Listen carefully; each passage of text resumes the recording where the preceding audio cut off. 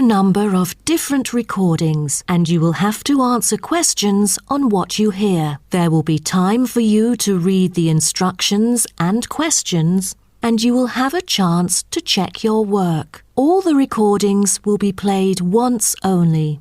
The test is in 4 sections. At the end of the test, you will be given 10 minutes to transfer your answers to an answer sheet. Turn to Section 1. Section 1. You will hear a conversation between a staff member from Gaia's Guardians and a man who wants to do something to protect the environment. First, you have some time to look at questions 1 to 5.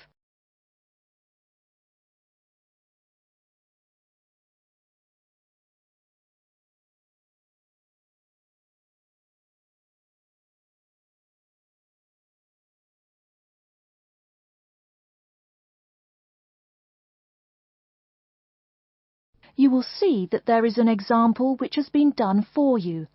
On this occasion only, the conversation relating to this will be played first. Hello, how may I help you? Well, I've been seeing these yellow boxes in front of a lot of houses in my neighborhood. Just wondered what they were for. I noticed your phone number on all of them, so I called. Could you tell me about your business? We do recycling, but we're not a business. Gaia's Guardians is a non-profit group.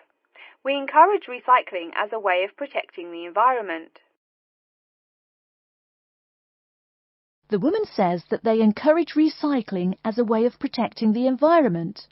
So, recycling has been written in the space. Now we shall begin.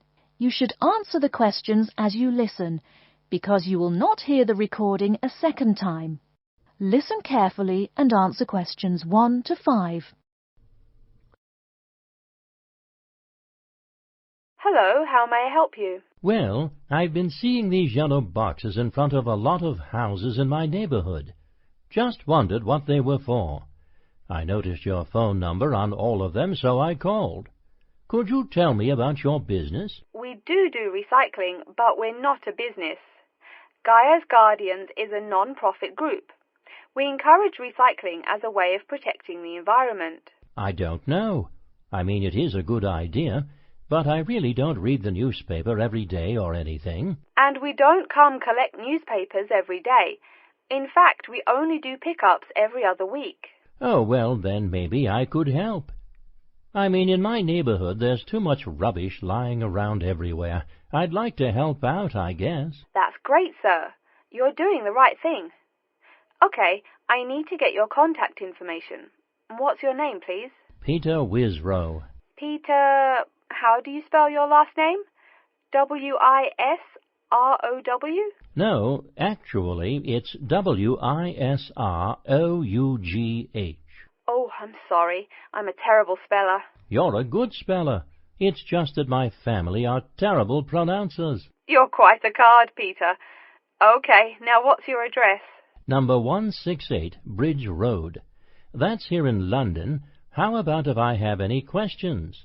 I'm sending you a copy of our booklet too. The booklet has our phone number and our email address, helpline@blackcat.com. That's HELPLINE at BLACKCAT.com. But I nearly forgot to ask, what's your postcode? BS9 7PU. PS97BU? No, that's B as in boy, S9 7P as in Peter, U. Before you hear the rest of the conversation, you have some time to look at questions 6 to 10.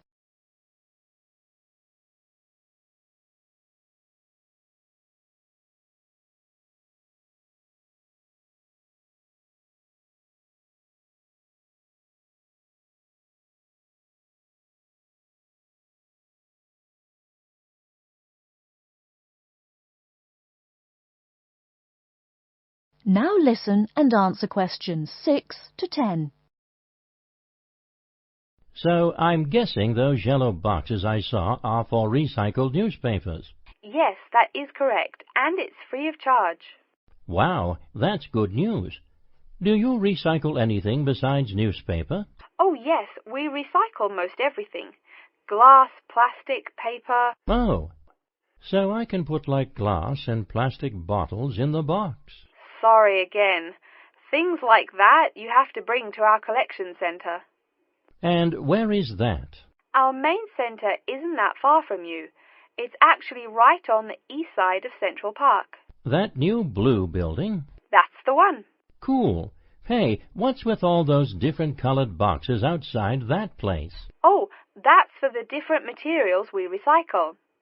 The blue is for metal, the green is for glass and plastics, and the yellow, of course, is for paper. Okay. I'll try and manage to keep all that straight. Oh, no need. They're each labelled. Great. So which one would I put magazines in? Actually, they don't go in any of the bins. Unfortunately, magazines can't be recycled because of the material they're made of. It's such a waste. So, would you be interested in volunteering? I'll think about it. Could you send me some more info? Absolutely. Along with the newspaper box, I'll be sending you our booklet, Savvy. That is SAVVY. It tells you about what you can do to protect the environment in your daily life. Plus, it lists things you can do as a volunteer with our group. Hey, that's cool. Thanks. My pleasure. Do you have any other questions or concerns? Nope, that's it. That is the end of section 1. You now have half a minute to check your answers.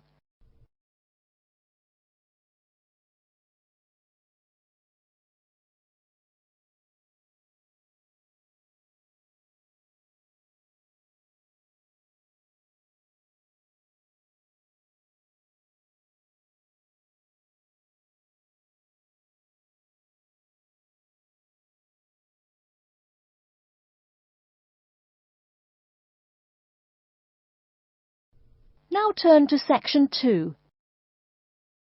Section 2. You'll hear an introduction about how to make a resume and apply for a job. First, you have some time to look at questions 11 to 17.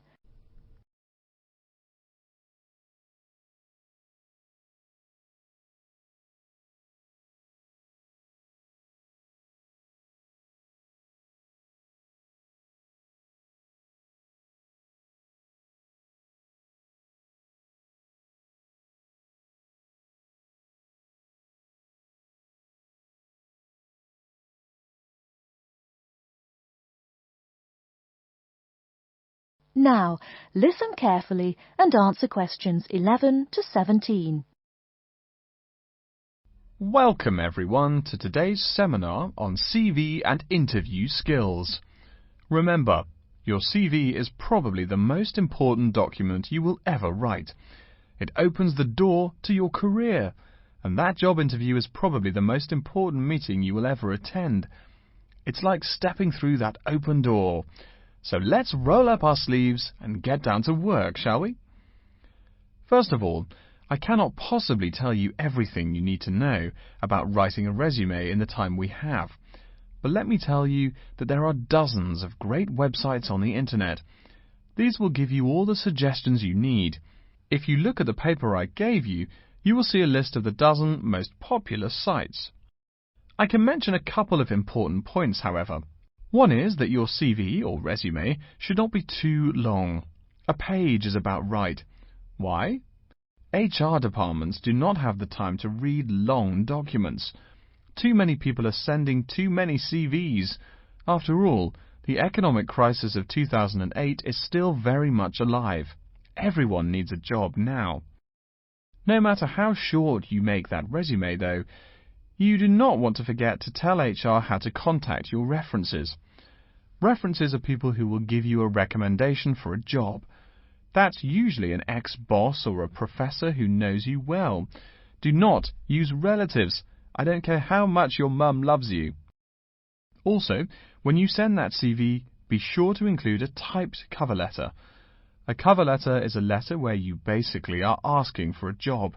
It's like introducing yourself. Make it brief. The real information about you is on that CV of yours, and please make sure the letter is typed. It doesn't matter if your handwriting is beautiful or not. Companies only read typed letters.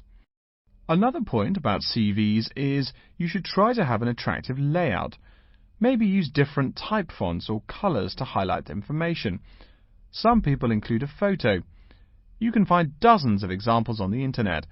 Whatever layout you decide to use, however, avoid all spelling and grammar errors. I used to be an HR manager. If I saw a mistake, that CV went into the garbage. Something you write in a CV is a description of your skills and experiences in an interesting way. Mention training, too. I mean, these are what get you hired. Do not just say, I have lots of experience, or I have many skills. Tell that boss what you did, for what company, and when. Better, tell him how well you did it. Don't just say, I sold houses. Say, I sold £2 million worth of houses in my first year. That is, say something to make the person reading excited and curious. Finally, speaking of CVs, it's sad, but some people actually forget to provide a contact number. That's pretty silly. You wrote a great CV, you have HR dying to meet you, and they don't know how. You forgot your phone number. Oh sure, if you apply online they have your email address, but you just showed them you're forgetful. Why are they going to want to talk to you after that? Before you hear the rest of the talk, you have some time to look at questions 18 to 20.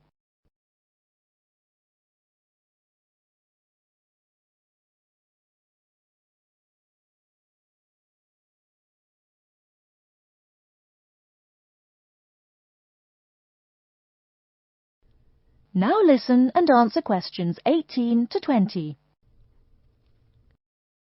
Alright, moving on to the actual interview. I'll go over what you need to know by the end of it, and what you can discuss and negotiate on later once it looks like you'll be offered the job. First, there's working hours. It's not that necessary to hammer out the hours off the bat, especially since it's easy to come off as lazy when the first thing you bring up is how much you're going to have to work. You can also find out more about possible promotions later on. It is important, however, to get a feel for how much you'll be paid. You should make sure the salary range is commensurate with what you're worth, and if you're not, you can move on to better opportunities. Being sure you're going to make what you want to live on is much more important than issues like your pension. You're all so young that your pension is not going to matter for quite a long time. You should find out about what skills you must know for the job and what they'll teach you. In addition, if the company will provide training, you should find out how long the training period is and whether it is paid. Beware of any jobs that want you to train for a long time without appropriate compensation. Speaking of compensation, find out about holidays as well. Do you get paid vacation time? Are you allowed to take personal days? Do you have to work on national holidays? Once you work out these main issues, you can move on later to details like the location and expected attire and whatnot. Wow, that's a lot of information. Let's take a break so you can think everything over and ask any questions you may have. Don't hesitate to come and see me if you need any clarification on all this stuff. That is the end of section 2. You now have half a minute to check your answers.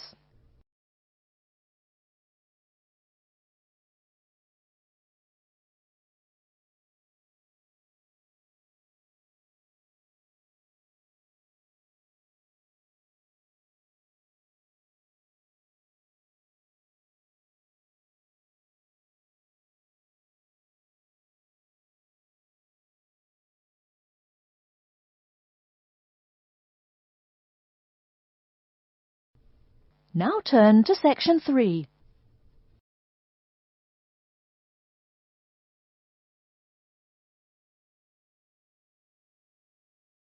Section 3. You will hear a man called Frank talking to Dr. Lindsay about what he should study if and when he returns for further classes. First, you have some time to look at questions 21 to 25.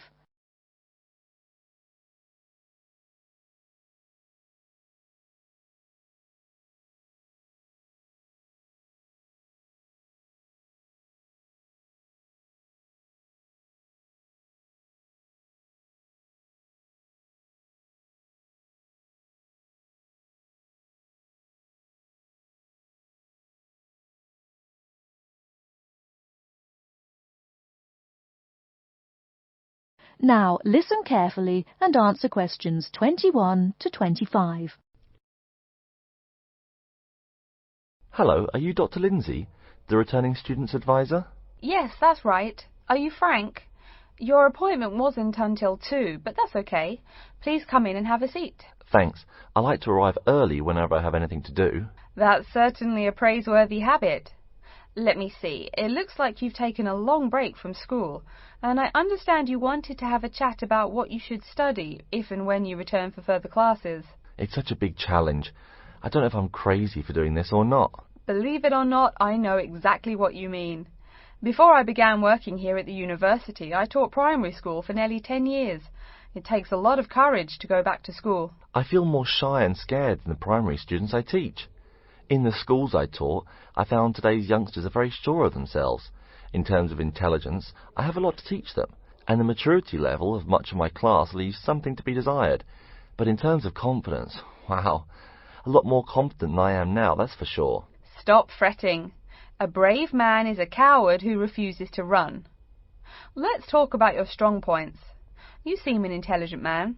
What is it you would like to study? You see, I've been teaching children for a few years, but I think I'm happier teaching adults. I think teaching students in middle school is much more satisfying because they end up being much more grateful for your work. If I may ask, what got you interested in teaching adults? A lot of things, I guess. I met my future wife back in my first year of college. She always complains that I was more interesting then. She says that now I talk like I'm 7 years old. That's probably from being with children all day. Again, I know just what you mean. My husband used to say the same thing about me when I taught kindergarten. Anything else? Well, yes. Fairly often now I run into former students and we talk. Some of them are getting close to being grown up.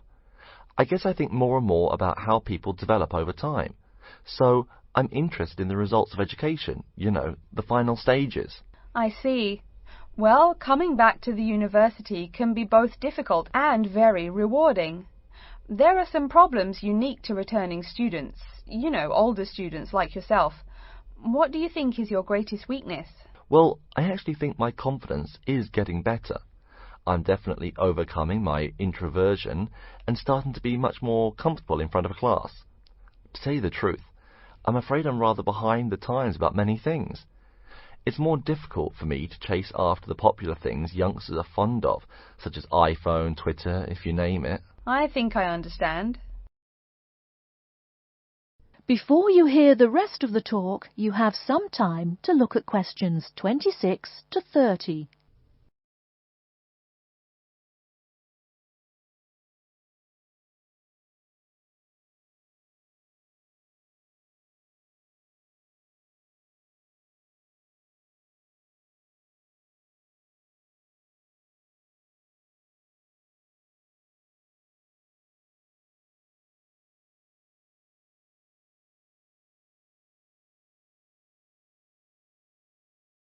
Now listen and answer questions 26 to 30. How old are you? 35? People at your age still go back to school for further education. I was a bit the same way. I mean, I didn't study at university till after I had a family, a husband and one child. My point of view was a lot different from your average 18-year-old girls, I can tell you. Gee, that sounds pretty rough. A family and college? Clearly you weren't unsuccessful, though. It was, Frank, it truly was. My first term at school was extremely stressful. But, excuse me, you're not here to listen to my life story. We're talking about your plans. Is there anything unique I should know about you or your past experience or plans?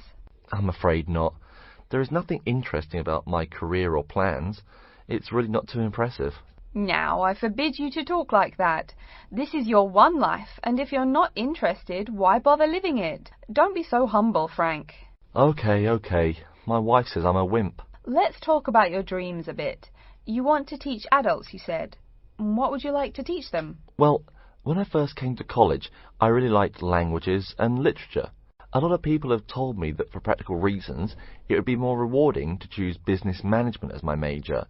But I made up my mind to study liberal arts once I got the idea of going back to school.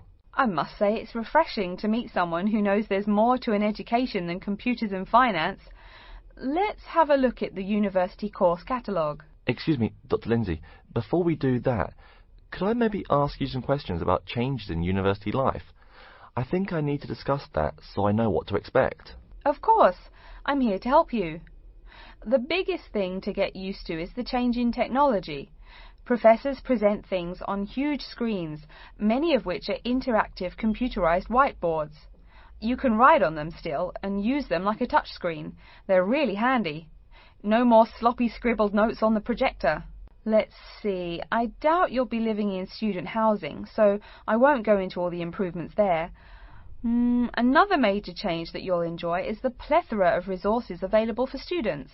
As a student, you have 24-hour access to the gym and library privileges that include the use of school computers to scan, copy and print, and of course the media library, which contains movies from all genres and most of the movies listed on AFI's top 100 movies of all time. The dining facilities are also not what they used to be. They offer choices for all diets, and you can expect a hot meal any time of day. Wow, things really have changed. I'll be sure to utilize all those great facilities in my time here. Thanks for all your help, Dr. Lindsay. I think that's all the questions I have for now. That is the end of section 3. You now have half a minute to check your answers.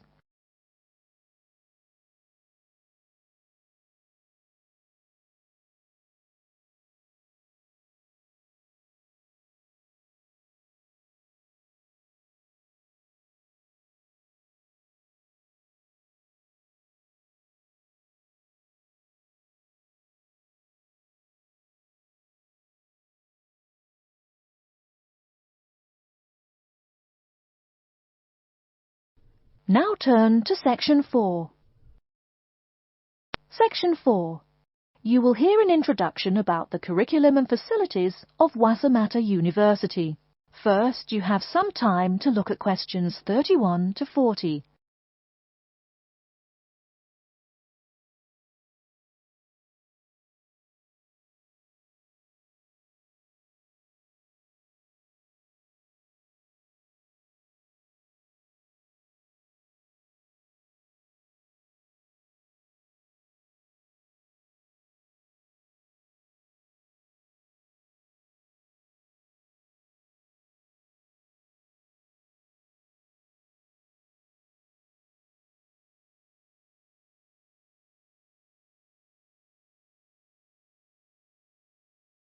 Now listen carefully and answer questions 31 to 40.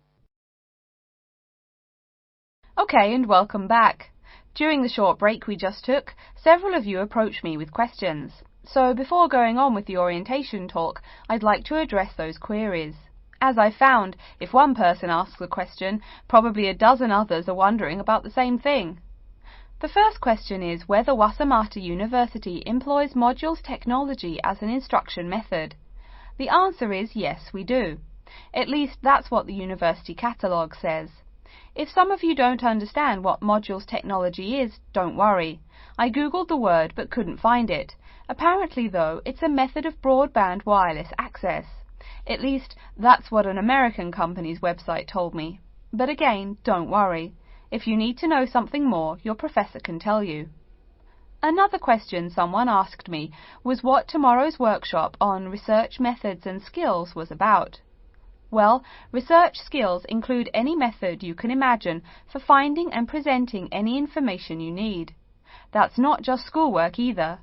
Writing English, the native language for most of you, and finding a job are also research skills. And yes, those will be addressed in tomorrow's workshop.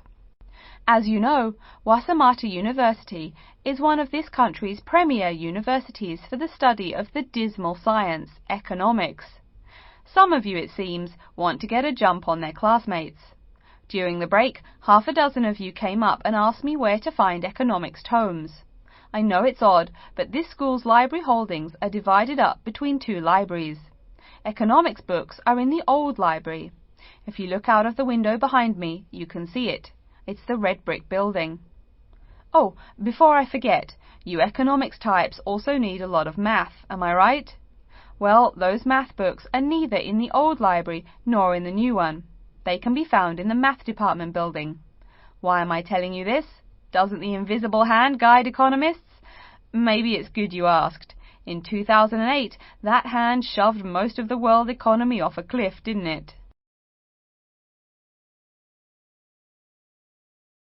Now, I realize that most of you couldn't bring a computer printer or a photocopier from home. So I'm sure you're already wondering where you can copy things like term papers, internet articles, and things like that. I have some good news and some bad news. The good news is that there are a number of places you can make copies.